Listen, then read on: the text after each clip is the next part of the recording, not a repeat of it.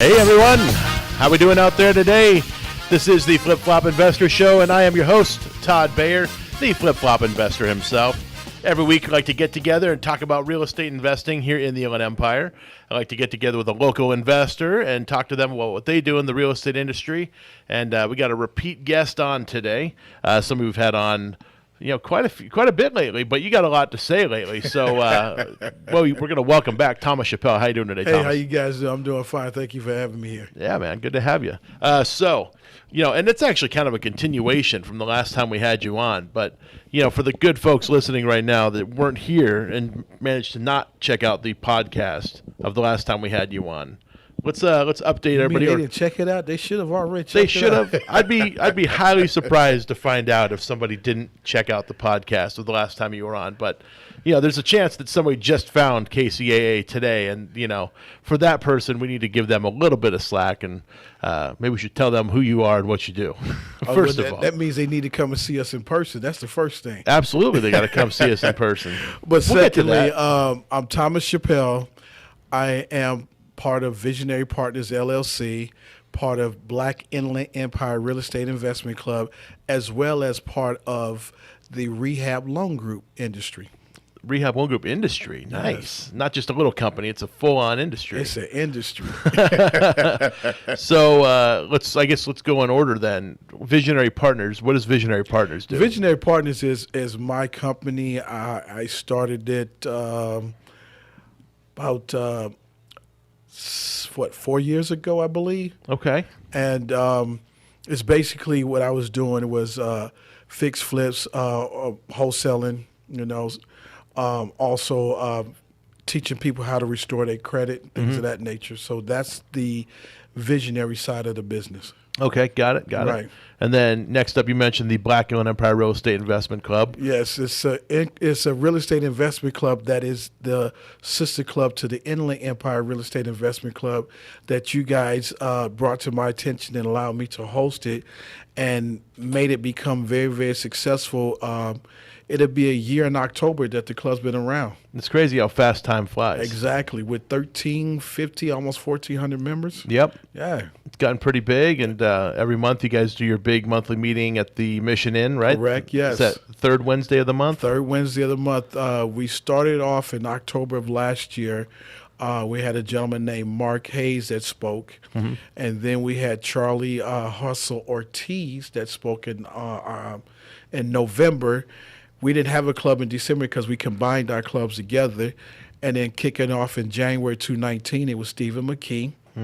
Then in February, it was you, Todd Bayer. That was me. And then in March, we had Aaron Norris. And then April, we had Jeremy Jing. This month in May, we had Mr. Wobbly Box himself, Andy Teasley. Right. Then coming in June, we got Charlie Hustle Ortiz again. And then in July, we have Jeff Pierce, the master of vacation homes. Yep. And then in August, we have Robert Fagoso. Oh, nice. Yes. September, we have Mr. Bruce Norris. Okay, the big guru names. himself. Yeah. And then in October, we have Teddy. I don't know Teddy's last name. From the office. I don't know it either, and I've worked down the hall from the guy for years now. So we'll get it before before that time. All these people so far have been guests on this show. Right. Every single one you mentioned. So I mentioned it before. We have the podcasts for the Flip Flop Investor Show on the KCAA website. And it's not the most simple website to navigate because there's a lot of shows here on KCAA, but you can find the Flip Flop Investor podcast on there, and you can listen to all. Man, it's been a lot, well over 100 episodes we've done here on the Flip Flop Investor Show. So, but check those out. I like the YouTube, so I like looking at myself. Yeah, they're also on YouTube. But with KCAA, the way they do it, they put all the videos from all the shows on the same channel, and they don't break it up into like playlists or anything. So if you want to find the Flip Flop Investor Show, you got to scroll through quite a few other programs. And usually we send off the link to some folks, so they can check it out themselves. But we're working on a nice website, by the way, for the Flip Flop Investor Show. So eventually we're going to have this in one convenient, easy to locate spot. But until that happens, That actually that would be really nice, because sometimes you want to go back and you want to revisit not only yourself being interviewed, but you also want to go back and revisit others because they have said some things that might, that might help you out in the long run. Yeah. You know what I'm saying? So if you're not able to come to any of the clubs, the clubs are being still represented on the radio. Right. You know what I'm saying? You still getting that same kind of atmosphere. You're getting that same type of texture of what it takes to be successful in this business. You're right. Yeah, and I know many people in the real estate world that listen to podcasts, almost anytime they're in their car. Definitely. And, even when they're just sitting there doing some stuff, running numbers on a property or something, they got a podcast playing in the background. It's something that people are very commonly doing these days because there's always some nugget to pick up, Well, what I'm learning now is that, it keeps me motivated, and it also makes me aware of the things that I'm doing correct and the things that I need to do. I'm listening to, because I'm not a good reader, so I listen to audiobooks. Mm-hmm. And the audiobooks help me out. So I've been listening to The Midas Touch by Robert Kiyosaki and Donald Trump. And some of the things that we was talking about on the way up here is like it resonates with me now because if you're looking at yourself as an entrepreneur, there's certain things that you need to do and there's certain things that you need to cut out. Yep. In order to be a successful entrepreneur. Absolutely. What are some of those things you got to cut out? Well, you can't look at going into business with everyone as a partner. It's a transaction. It's a deal. Right. Because if you have it as a partner, then what happens is feelings and emotions get caught up, and then somebody's gonna go left when you're trying to go right, and then all of a sudden it just falls by the wayside. But if you look at it as a deal, then it's not so much as feelings involved. It's a deal. Once the deal is done, we move on to the next. Yeah, and that's a good way, I think, for any business partnership to work out too. I mean, you can have a long-term partnership with somebody, as far as a business is concerned, where you're doing, multiple years of stuff, Right. But it's got to be understood what the company goals are going into it. So when you have an emotional feeling about something, which, the more you get experience in business, the less that's going to happen. But, the more likely you're going to have an idea of what is the next step. So you say, hey, we sold that, let's just use the house flipping model as an example. Okay. With our company, we have multiple properties going at once, and if one sells and for some reason we make more money on that deal, we don't just say, oh, cool, we made more money. Let's take a little bonus for ourselves. I mean, that would not be the initial, thought that Steven or myself would have. Instead, we would say something like, okay, cool, let's put that back into the company so we can have more liquidity to buy the next deal, or maybe we could pay off one of the existing lenders we have on a smaller deal, and actually, capitalize on that to be able to make more money. So, when we have the goals in mind of the company, we already know that money that's coming in that's extra is not ours to take, and do whatever we want with it. But money screws up a lot of relationships. Oh, yeah, definitely, because like in the audiobook I was listening to, how him and his partners, they made money, and one got to the point where because they made the money, they decided just to go out and spend. Right. And that's not what you need to do. No. Like you said, you have to put it back, and then it'll double or triple in the long run. Yep. That way that you will have that extra to spend, but as long as the company is profitable, then, you're fine. But if it's not, you're just barely getting by, that means that you need to go ahead and invest more into the business and then watch it become profitable down the road. Mm-hmm. And that's where that partnership agreement right in the very beginning of a partnership or an LLC or whatever, that agreement that you make right in the very beginning is super important going forward, because that's what's going to lay out how things are going to go from that point forward, especially as it pertains to the business. So, if you guys all say ahead of time, if everybody lays everything out on the table and says, hey, if a property sells and we make an extra, $10,000, I'd love to see 10% of that come my way. If you put it out there in the beginning and everybody just agrees, yeah, if we ever sell a house for more than what we originally anticipated and we get a little more money out of it, then yeah, we're all going to take 10% off the top and split it, evenly amongst ourselves or whatever. If you say that in the beginning, nobody's going to argue about it later on because that was in your agreement. Right. But it's like when people try to change the rules after the agreement's been written, or there was no agreement. That's even worse. Exactly. So yeah, we see this kind of stuff happen all the time where, we have bought projects from people because they did it as a partnership and they couldn't agree on stuff. And the project ended up it's not moving forward at all, and we ended up buying it because. Yeah, I remember one of the deals that you guys did. Mm-hmm. Yeah. Yeah, and it's it comes from people not like establishing their expectations going into stuff. So they end up losing some money on something because they failed to prepare.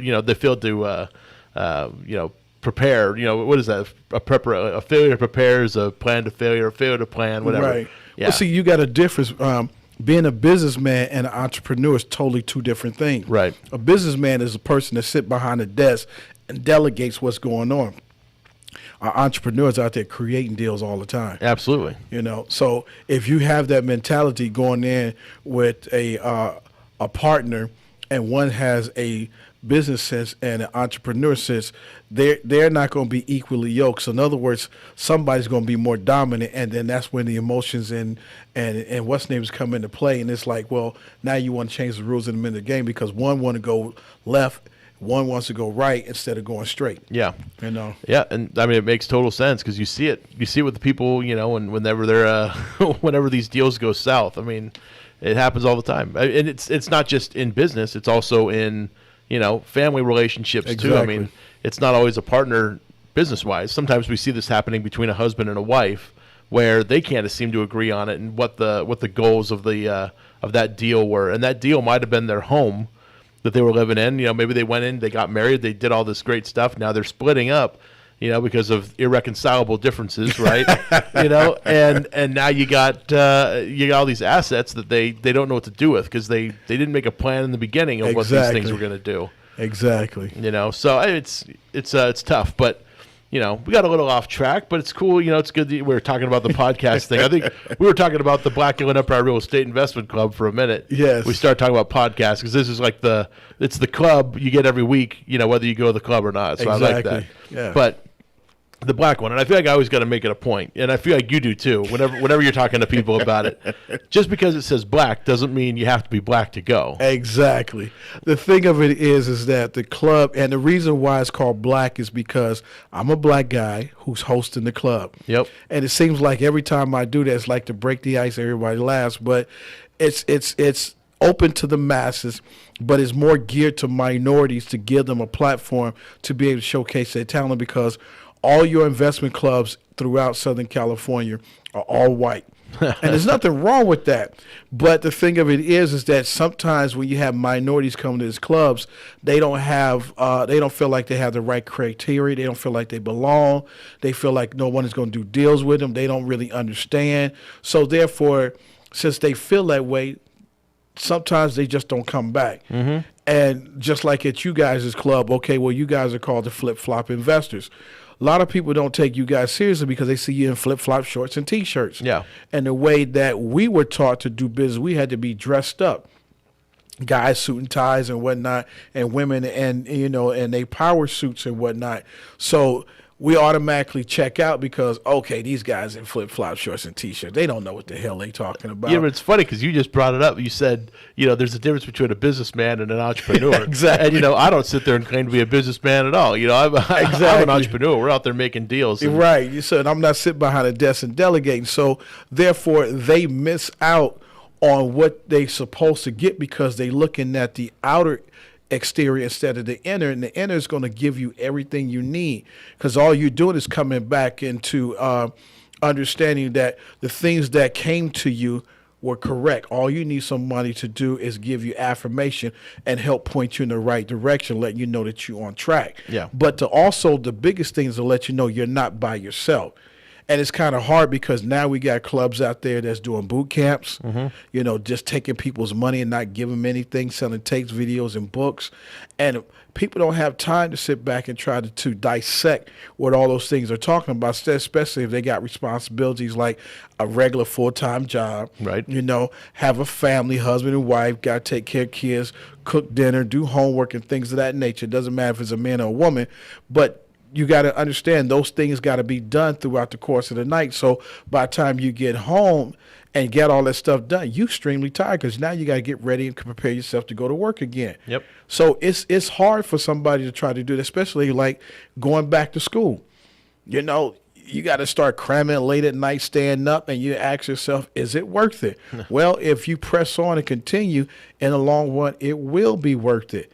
But who sees the light at the end of the tunnel? You know? Right. And you don't have anybody there speaking into you and supporting you, you feel like you all alone. That's where these clubs come into effect. These clubs are here to let you know, no, you are not by yourself. You have a lot of resources here that you could tap into. You have a lot of people that would speak and help you out. They're not going to do it for you. Right. But they're going to guide you in the right direction. Now, it would be up to you to pick the ball up and run with it. Yeah. And if you end up doing that, then there's more. Just like, for instance, when you guys came to me about the club. Mm-hmm. Now, I could have said, you know what, guys, I don't really want to do that. You know, I don't know what to do. I'm not ready for something like that. And I would have lost out on an opportunity. Or I could say, okay, I told them no in the beginning and come back in the next minute say, okay, I want to do it. And you'd be like, well, yeah, you can go do it, but we was going to help you out at first. Now we're not going. You got to learn this on your own. But by me saying, oh, guys, I'm cool. Yeah, I'll do it. You guys have helped me out a lot and showed me a lot of different things. So therefore, I saw what you guys done, and I incorporated from what all the other clubs I did, and I used part of each club and made it my own. And now look at the club. It's very successful now. Absolutely. It's been around for going on 8 months. Yep. So I'm almost at the year mark, and I've had some very talented people come and speak. Now, unfortunately, they all was white, but that's all I know. I don't know any black people in this industry or Latino in this industry that's actually making it. So I have to go with what I have. But these people are dropping nuggets on those who are coming to the club fresh out the boat, wanting to learn this industry. Yeah. And it's, it's tough because, like, I remember when I got into real estate, this was in 2005, is when I first got in. I didn't go in to be a real estate investor. A lot of people out there know that my mom was an appraiser. I went to go work for her. That's how I kind of got my start in real estate. And I ended up getting introduced to the people in her circles, but they were all mostly realtors, brokers, some title people, some escrow folks. But, nobody was really an investor. And, to build up an investor network is quite hard to do because investors without these clubs, they're just off doing their thing. They're not at the real estate meetings. They're not at the, all these different like events that happen around the real estate world because, investors are sort of on their own little island in the real estate world. So, once we created the club, all of a sudden all these investors show up and we have this group of people who are all investors and we all work together and we know who we can go to partner up on stuff.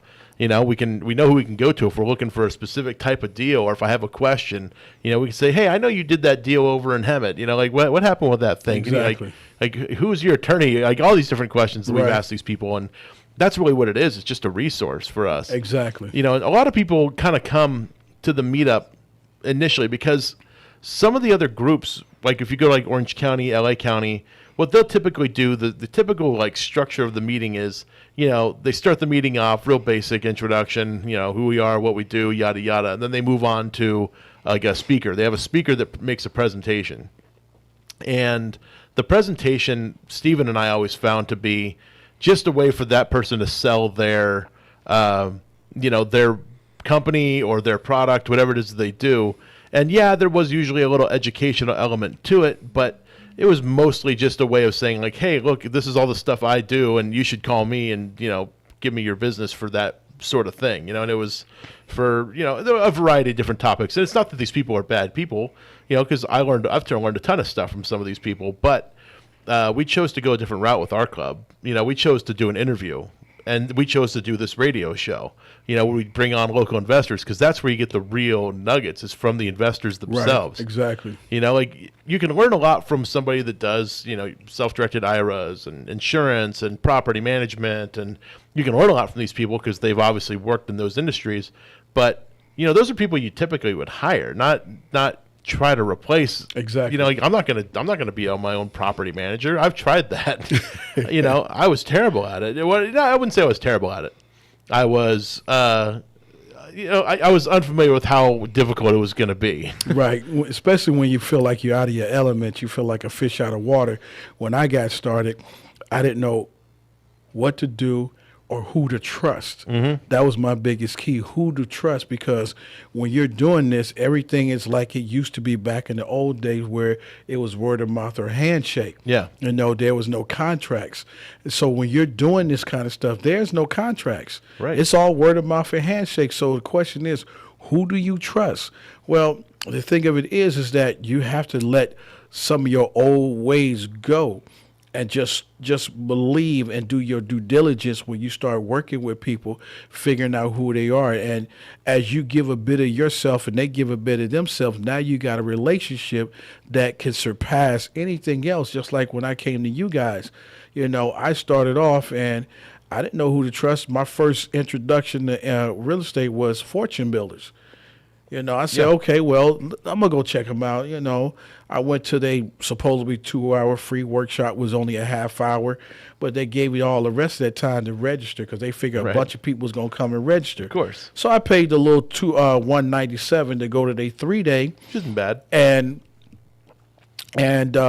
Friday night, guy was talking about the family and all what he does and was showing you checks, but not checks, just showing you, okay, blanked out everything, just showed you the numbers. Okay, that's supposed to get me excited. Ooh. Right. But then, Saturday, it was cool. And then Saturday, we came back for lunch. That's when they dropped the hammer and said, okay, $25,000 for our mastery program. Yeah. We teach you all our back systems, and I guarantee you in 6 months, you'll be making money. But after I thought about it, I said, Mama didn't raise no fool. I said, but they just looking for people to go out and do seminars for them. Yeah. Put you out there, pay you, you might make some flips, but put you out there so you can take your family, your friends, and y'all go to a different city or a different country and promote, fortune builders. Sure. So I'm like, no, but mine was like a lot of trial and error, and then I had to figure out who can I trust to get me where I'm trying to go, because I had nothing else to lose. You know what I'm saying? So that's why I was able to just devour into it and just continue to press on. Otherwise, I would have quit like everybody else and got me a full-time job or, kept my full-time job and left it alone. But this is something I really wanted, so I had to let go of all my fears. I had to figure out what my fear was and let it go. I think a lot of people, though, and going back to what you were saying, where they show you the big checks and stuff like that, like all the, the payments they get. And I'm not going to say those checks don't happen, and we've gotten plenty of checks with very large numbers on them, But that's sort of like a tactic, I feel like, to get people into the industry. And they sort of, I see so many things like on Facebook and like different places where, you see some guy getting into his private jet. Exactly. I got to go fly to wherever to go check up on, my properties over there. And it's like, and once he gets checked in at the airport, he's getting into his, his Lamborghini or whatever, and I'm like, this is, come on. I'm like, number one, you don't want to show up at a house you're about to buy in a Lamborghini. That's a stupid idea. Exactly. But, the other thing is, like, they might own that vehicle. I'm not going to say they don't, but they're probably renting it, and they've probably, there was a guy a little while back who got in a lot of trouble because he was doing these videos pretending that this was his house, and it was like this big mansion-looking place. Turned out later on he was just Airbnb-ing this place, and making these videos. People, he got exposed at one point. But, they get you in with this stuff. But really, I think most people coming into this business need to understand, like, you're coming into this business for the financial freedom, not for the big checks and the Lamborghinis. Like, yeah, okay, if you really want a Lamborghini, eventually you'll be able to get one. Like, if that's that important to you, yeah, you could probably get there. But, that's not really the purpose. I mean, the purpose is to, if you're currently working in a job that you hate or something like that, you get into this business because there's a potential to replace your income. First focus on replacing your income. Then you can start focusing on increasing your wealth. Like, there's sort of a step. You got to kind of step it up a little bit. First just get your income out of the way. But see, here's where the rubber meets the road for me, because you say that, and then a lot of people trying to process, how can I do that? I want to do it, but people got to realize, okay, being an entrepreneur, it's hard work. Yeah. Why? Because in the beginning, you're trying to get established. Once you got established, it's easy. Right. So how can I replace my income when I know I'm guaranteed a paycheck biweekly or weekly? Yeah. So how can I do that? And if I go out and try it on my own, then I got to really, really hustle to get some money to come in the door. Yeah. You know what I'm saying? So now that becomes the lazy aspect of it. If you can work hard for somebody else and you're working 16 hours a week or a day, why you can't do that for yourself? Right. Why you can't invest into your own self and make your own self happy versus making somebody else's happy? Yep. That's just like I tell people, I say, well, how much money would it take for you to live comfortably? And That's a question a lot of people don't know the answer to. Exactly. And I tell people, I say, reason why you don't know the answer because no one never asked you. Just think of it like this. If I was going to write you a check, and you came to me and said, okay, I want some money. I need some money. Well, how much do you need? Number one, you're not going to seem too greedy, and you're not going to seem too sure of yourself, so you try to come somewhere in the middle. But the only problem is, if I write you this check, I'm telling you, don't come back and ask me for more money. Mm-hmm. Well, exactly. That's what happens because they don't know how to manage the money to make it be able to work for them.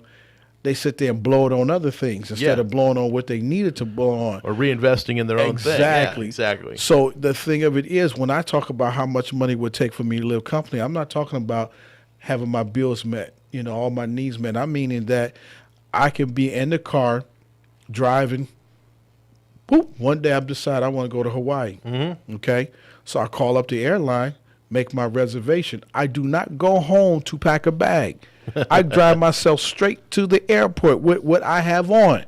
Get on a plane, and when I get there, buy what I need. That's what I mean to me by living comfortably. Now, you're dressed appropriately right now. To go to Hawaii, you got shorts on. You'll be all right. Yeah. So the thing is that now I got to figure out what kind of money would it help for me to obtain that kind of wealth. Mm-hmm. So now I got to go find a career, not a job, that's going to help me to obtain that money and go become it. Right. That's the difference. And that's tough for a lot of people because how much does that lifestyle cost? I mean, to be able to get on a plane any given time of the week, when you feel like it and get there, buy everything you need when you get there. I mean, you have to be bringing in a pretty good amount of dough each month. Exactly. Plus being able to make your bill payments and all the other stuff you got. Exactly. I don't know what you were driving to this scenario, but let's just imagine it had like $1,000 monthly payment or something attached to it. But see, back in the day when I was younger, I would have said I wanted the Lamborghinis and stuff. Yeah. But now I don't. That's just an Audi, man. You want to get an Audi, it's going to cost you that much. It's like,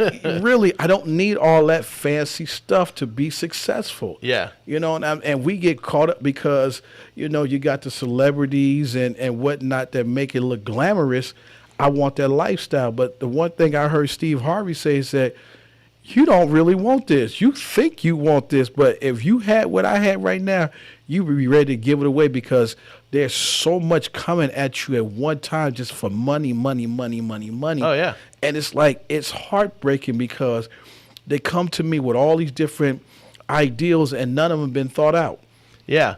I had it was funny because years ago, like when I was young, I was back when I was probably like, 22 or something like that. I got this program from a guy named John Commuta called Transforming Debt into Wealth. And great program because this one was really influential on me. It's kind of like Rich Dad Poor Dad in that regard, where it was a really influential thing. And I remember him saying one thing in this entire audio book, and he said, most people with money don't want to live the lifestyle of the rich and famous. They want to live the lifestyle of the well-off and anonymous. Exactly. They don't want you to know that you have money. It's kind of like that book, The Millionaire Next Door. Right. Like this guy might have a ton of money, but he doesn't have, the big crazy mansion, doesn't drive the big fancy cars. Like I've seen some people that are worth quite a bit of money, and they've got the most beat-up looking vehicle I've ever seen in my life, dressing in clothes that I wouldn't want to be caught sleeping in. Exactly. So with me now, I'll take it like this. I can get the Lamborghini, go rent it, take it on the track, drive it around, see how fast I can go in it, and then take it back because I don't need the headache. Well, yeah, plus the maintenance bill you got to pay for driving it like that day. So you've been to Vegas, you know they got all the exotic cars. Exactly. Go rent one for a day. Go experience it. Go enjoy getting in and out of that thing for a day, And then you don't have to worry about it no more because you've already did that bucket list. You created your bucket list. Yeah. Okay, I drove a Lamborghini or I drove whatever, or I've lived it. I rented out a mansion or something. Yeah. Or I rented out a yacht. Yep. Okay, you done that. Now, if you had to own it, where would you dock that yacht? Right. And then you got to look at the maintenance, and you got to look at the storage on that yacht. And all the crew you got to pay. Exactly. You got to pay a captain, a crew, crew members, chef, all kinds of good stuff. Do you really want that type of headache? Yeah, I mean, some people do. Just go rent it. Be done with it. Yep, it makes sense to me. I get it. But that's the way I think now, because we emphasize so much on money. Yeah. And money is not the end all, the be all. Well, money's the tool, but like when you get in your mind, in the right mindset, if you're okay, so like if you just leave yourself to your own, thoughts, and you say, all right, what does a year look like? Let's go day to day of my year, my perfect year, where I'm doing everything I want to do. Like you can say, I'm going to hit these places that I want to really travel to.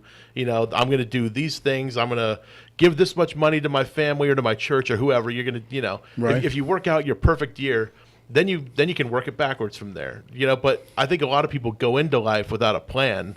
They've been watching TV shows or commercials, or they've been watching advertisements their whole lives, and they think they want this stuff that's being thrown at us as consumers. But when people get it, they'll find out that stuff is hollow, and there's no depth to it. They're like, yeah, I bought this, I bought this Corvette. It's a cool car, I really like it, but it depreciated. Depreciated value. It broke down all the time. Like I've heard so many people say stuff like that about these sports cars they've bought. Like none of them tell me 5 years later that was an amazing thing they did. They're so happy. Yeah, because you blow the engines on them so quickly because they can't sustain that drive, that horsepower at that time all the time. Plus, they bought it probably a little prematurely in their wealth building stage, and it ended up costing them so much more money in future value, because had they just invested that money rather than buying the sports car right off the bat, they would have had more wealth built up at this point, because that could have been 3 or 4 more houses they bought, or an apartment building or something.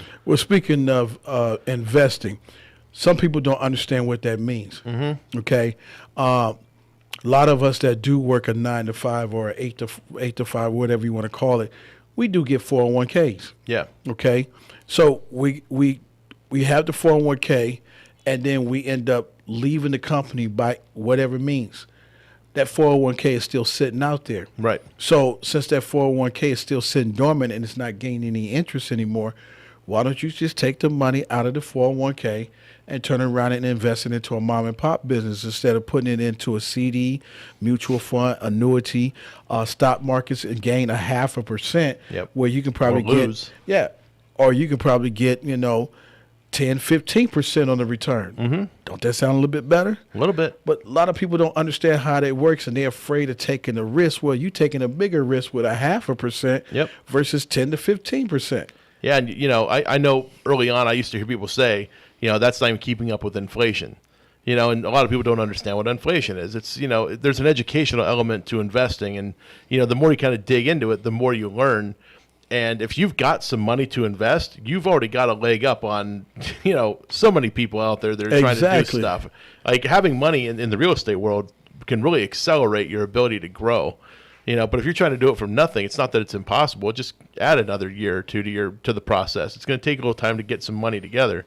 And try to resist that temptation of every time you get a few dollars in, you go out and spend it on something like a nice outfit or a purse or a or a fancy trip that you could barely afford, or it's like you got to sort of be careful with that money. And I think experience gives you that, unless you're really good at taking advice. But I've not met many people that are good at taking advice. Well, it's just like the book, The Richest Man in Babylon, how he was teaching the gentleman how to invest. He said, earn your money, and just like you do at your church, you give your 10%. Mm-hmm. Take your 10%, you put that to the side. Yep. You act That's like that for you. Yeah, you act like that 10% don't even exist. Well, how many of us can do that? You know what I'm saying? If you never have played the stock market or anything like that, then you wouldn't understand that.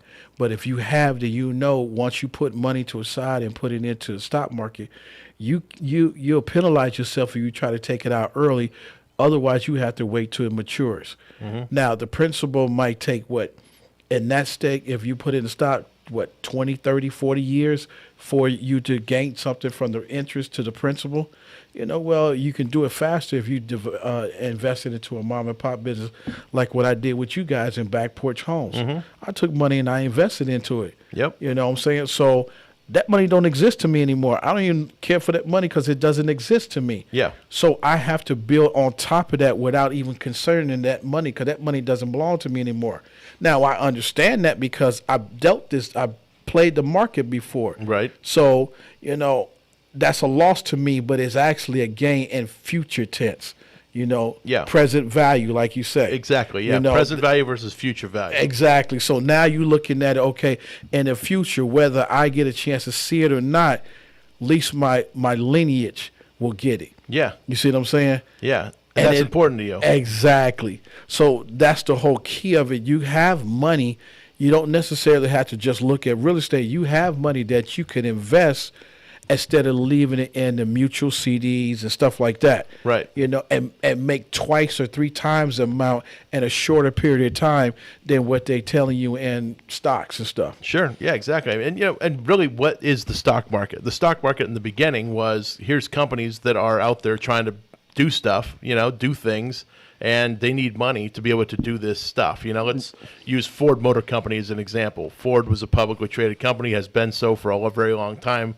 They were building automobiles, and in order to build them faster, they needed investment capital from other people. So other people gave money to Ford. Ford said, here's some shares in the company. You get to own part of Ford Motor Company in exchange for your investment. And as time goes on, people are saying, hey, wait a minute, I want to buy some Ford Motor Company shares, but the company sold them all already. They're already gone. Right. But Thomas, you own 100 shares of Ford Motor Company, and I want to buy. I got enough to buy. I don't know. It's usually a dollar amount, right? I got $10,000. How many shares would you sell me for $10,000? And you might tell me I can sell you 10 shares for $10,000. Right. Which now sets the value of those shares at what is that, $100 a share? Right. So I basically if somebody comes to me the next day and says, Todd, you got 10 shares of Ford Motor Company. I got $20,000. How many of your shares would you sell me for $20,000? I might sell them 5 of my shares for $20,000, which just moved the price up to, $400 a share. I mean, exactly. And that's how the stock market started. It's just a place for all this stuff to happen, where it's all disclosed. Everybody knows about every trade. You can see how much things are trading for. But there's a whole private world out there, and there's no private stock market. There's no place where these private companies are just raising capital. But there's companies starting every single day. And they're selling off shares just the same as a publicly traded company would. The only difference is there's some legalities on how they have to go about it, because when you're publicly traded, there's all kinds of disclosures and filings you have to do with the Securities Exchange Commission and all kinds of good stuff. But when it's private, it's usually a contract between attorneys, and then they're going to qualify the person putting in the investment to see if they're accredited and all these other, wonderful things that, right. Don't listen to me, listen to your securities attorney about, call them. Don't listen to me. I'm just some guy on the radio that's done this before. But that's an investment that's out there that a lot of people don't know about, which is, it's strange to me. It's the exact same thing, basically, as the stock market. It's a company that needs money, and they're willing to give up equity in their company in exchange for some capital, Exactly. Because who knows, maybe Ford might say, what, right now, and I don't know this to be the case or not, but maybe Ford owns, 70% of their company stock is owned by the company, and 30% of it is owned by the public. I don't know if this is the actual case or not, so don't quote me on that one, but let's just say Ford's like, hey, we really want to build another factory, and we don't have enough money right now to do that. So we're going to sell off 10% more of our company, so we'll only own, as Ford Motor Company, we're only going to own 60% now, and we're going to put out so that now there's 40% of the company is owned by the public. But here's this fresh 10% that's available out there for people to buy up. They could do that. They could decide to do that at one point, and it's out there, and people could buy up these shares, and the stock price might be, might get affected in a positive or negative way. Some people might be like, oh, they're raising more capital because they're going bankrupt. But Ford's going to put out a press release ahead of time saying, we're looking to build this new mega factory, and in order to do it, we need to, it's going to cost us $100 million. So we're trying to sell off 10% of a company to raise $100 million and whatever. That's how they do it. But locally, like you said, there could be a restaurant. Somebody, they're like, look, we just need a new oven. Well, the thing of it is, just like at the clubs, where you have a lot of investors that are short on funds or either purchasing a house or rehabbing a house. Well, you can bring $20,000, $30,000 into that. Say, hey, Mr. Bayer, I have $30,000 that I would like to give you. Mm-hmm. You create a deal out of that. You control the deal. It's your deal. You set the terms. You can have it get 9-10% on the return, of your investment of the $30,000, and you can set it up for however you want, 6 months, a year, 2 years, whatever your case may be.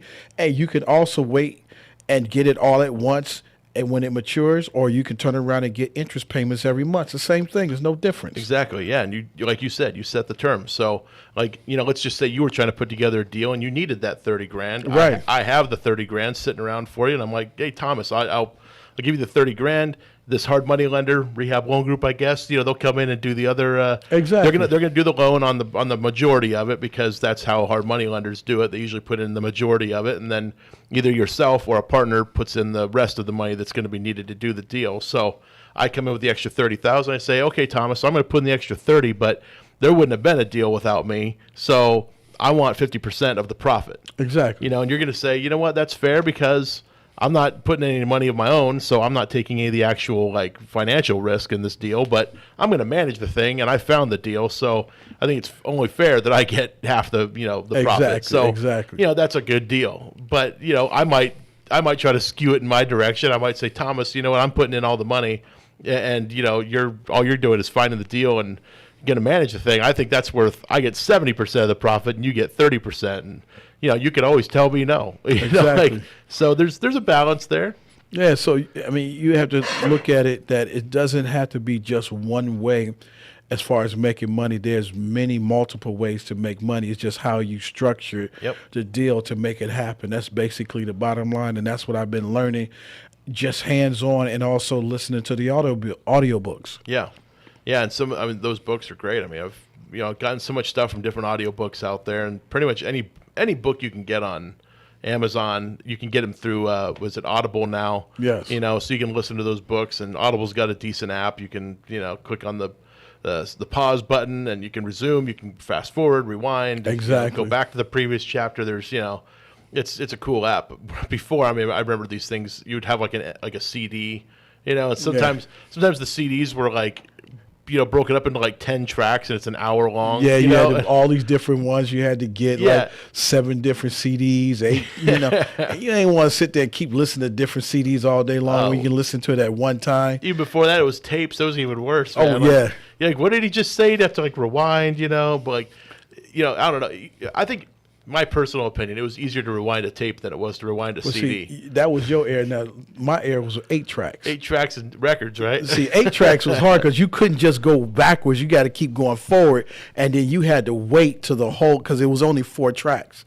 Wait, so there was no back? There was no rewind? There was no rewind on I 8 didn't tracks. know that. 8 tracks that had no rewind. I never played with an 8-track. Tell you how old I am, huh? Yeah, I just, it was for me, at my house, my parents had a record player, and then we got a tape deck. No, see, 8 tracks you might have had 3-4 songs on one. So if it was a 10 CD or 10 LP, 10 songs on one, you had to divide it up. Really? So you would have to listen to that whole one, then it click over to 2, then you got those 3 or 4 and 2, then you had to click over to 3, those 3 or 4, and then click over to 4. So if it was in the middle, you had to wait until it got all the way back right. You can go forward, but you would have to go all the way around and wait till it gets. Oh, that was so bad. Was there side A, side B on 8 no, track? There's just one side. Just one side. But you just put the tape in, and you have those 4 different buttons on there. But it depends on where the actual track was. You would have to wait till it went all the way around. Huh. That was crazy. Interesting. No, you could fast forward, but you couldn't rewind. That's I didn't know that. I literally just found out right now. I knew nothing about 8-track. I knew it was a media that existed. Oh, it was a phenomenon, man, but it was crazy as hell. Did you ever have an 8-track player in your car? Yes. Yeah? Yes. Nice. I grew up on 8 tracks. Wasn't that baller status? Weren't they crazy expensive? Yeah, that was back then because that was the hottest thing going. That was back then. But so you pull up on some girls and be like, hop on in, I got the new 8-track. I remember a comedian said he had put some stuff on level and he finally got it out. He said, when did I get an 8-track player? Oh, man. Yeah, well, you couldn't put a record player in a car. That wouldn't work. Nah. All the vibration, you'd be bouncing all over the place. But now they making it possible. They making all this stuff possible. Digital now. and all that. Yeah, exactly. It's pretty crazy. I don't know. How did we get onto that? We were talking about. I know, it's just so funny. Oh, we were talking about the like listening to books on tape and stuff, because that's how it started for me. Was a book on tape. I think I actually got the original Rich Dad Poor Dad was a book on tape. Well, yeah, like I said, I just started listening to them, because like I said, reading gets boring to me, and so the other books help me out a lot. Yeah. Because when I'm working, or if I'm not doing anything, maybe I might fall asleep with the earphones on my ear, and I'm just sitting there meditating on it, because if I feed my spirit with it, that means that I'm going to and soak it up and dissect it and make it my own. I'm not going to do it the exact same way they've done it, because nobody does. Right. We all individuals and we all unique, but I take what I hear, I dissect it, and I turn around and make it to be me. And then I come out and do it. It's probably the same way, but in my own way. You see what I'm saying? But I have to soak it in order for me to get a better understanding. I can't just sit here and read it one time or listen to it one time and say, nope, I got it. No, I have to listen to it several times, because there's certain things that you're going to miss. Yeah. That's like when you go to church and you hear the preacher preach, and you're like, okay, sometimes you half listening, or sometimes you listening too hard. You're going to miss something. Yeah, well, that, and plus, your own life experiences cause you to hear certain things and not hear others, because, there's a good chance somebody might say something, you have no idea what they're talking about, and you're just going to kind of nod and be like, yeah, cool, but you didn't pick up anything they just said. Exactly. Because they were talking about some foreign concept, some crazy thing you've never even heard of. But, like we just talked a little bit about stocks and like investing in a private company, but for somebody that may have never heard of those things before, if they've never even heard of the stock market, didn't know that was even a thing, I mean, they're probably still thinking, like, what are these guys talking about? Exactly. Because it's a completely foreign concept. But if maybe somebody's heard of it, they'd be like, oh, yeah, I've heard of the stock market. But until I said Ford Motor Company, somebody else might be like, oh, yeah, I've heard of the stock market. And I just found out today you can, buy shares of Ford Motor Company. Like, that's a little nugget they picked up. That'd be, again, very surprising to me if somebody picked that up as a nugget. But, Well, see, that's why you go to events like the clubs that we have, because that it's a support group. And in that support group, you get a lot of nuggets that you pick up out of it. But if you're not around that on a weekly or daily or monthly basis, then guess what happens? You only get bits and pieces. Yep. So when you try to make sense out of it, you can't. Yeah. But if you're around this all the time, it starts to make sense, because it becomes a part of your life. It becomes a part of your vocabulary, right, to where you could understand the language and not have it distorted in the translation. Yeah. I mean, like you said earlier, put aside 10%.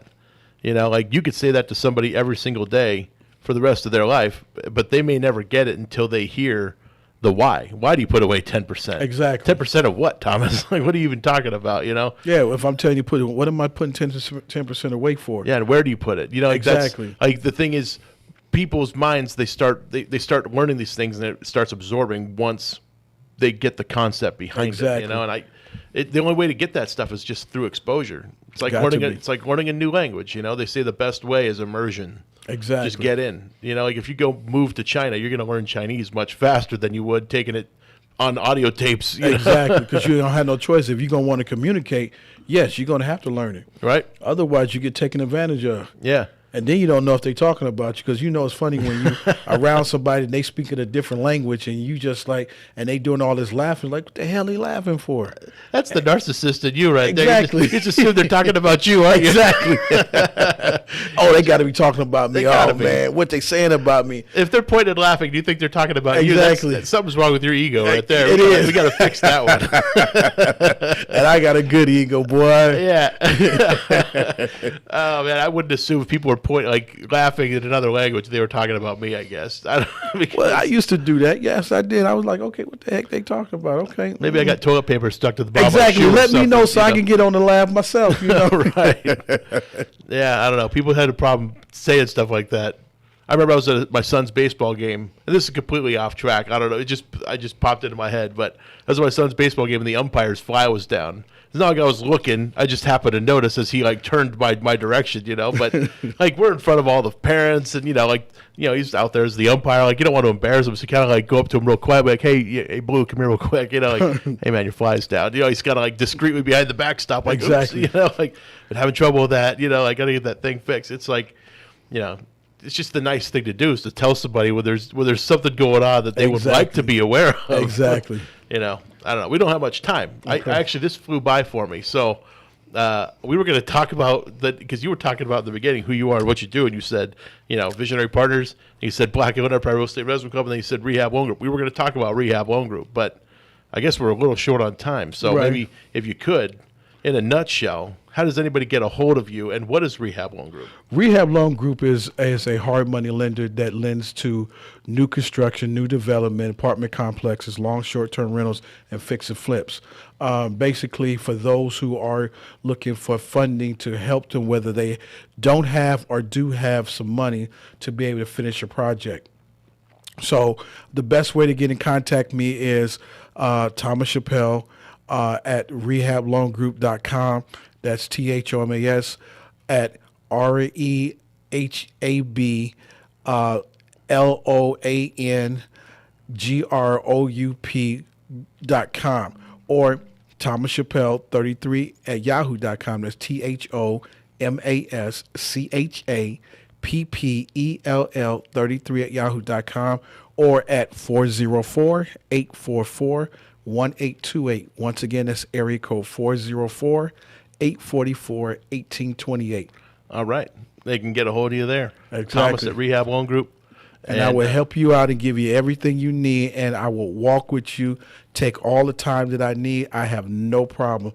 I'm also a mentor, but I look at myself more as a motivational speaker than a mentor. So I have no problem talking to anybody and encouraging them and helping them to find a way at whatever they're trying to do in life. So if people want to come meet you at the Black and Empire Real Estate Investment Club, how do they find out where to get that information? You can go to meetup.com, look for the Black Inland Empire Real Estate Investment Club. It's every third Wednesday of the month at the Mission Inn Hotel, downtown Riverside. Okay. In the Renaissance Salon. Yep, Renaissance. That's that one upstairs. Third floor. Yep. It's a good room. You'll move to the bigger room one of these days. Oh, for sure. No question. Especially we got Bruce Norris coming. Oh, yeah, this is going to happen. Oh, yeah. Actually, you might have to tell him ahead of time. So I guess for the last couple minutes, for those of you also interested in coming to the Inland Empire Real Estate Investment Club, we also have a page on meetup.com. Just look up the Inland Empire Real Estate Investment Club. It's the big group with 4,000, almost 5,000 members now. Getting to be crazy huge, and we have meetings just about every single week. First Wednesday, second Wednesday, fourth Wednesday, and the Saturday before the fourth Wednesday of every month. We have different meetups and different groups going on. Come on out to those things. We'd love to meet y'all out there. And we talk about all kinds of good stuff. This month, oh no, we're not even in June yet. We're still in May. Well, actually, we got a day and a half before, 2 days before we get to June. Yeah, exactly. Yeah. That's crazy. We got a long month. But yeah, June we'll be doing it all over again. So next Wednesday we got the first meetup at the cash flow game. It's a lot of fun. But I think we're running pretty much out of time. So I want to thank Thomas Chappell for coming out today. Really appreciate you coming on the show again. Thank you for having me again. Of course, man. Clearing up some of those problems we were having about the 8-track earlier. I didn't even know about exactly. That. That's the nugget I picked up. Anyway, thank you all for tuning in, and we will see you all again next week. So take care, everyone. Thanks for listening.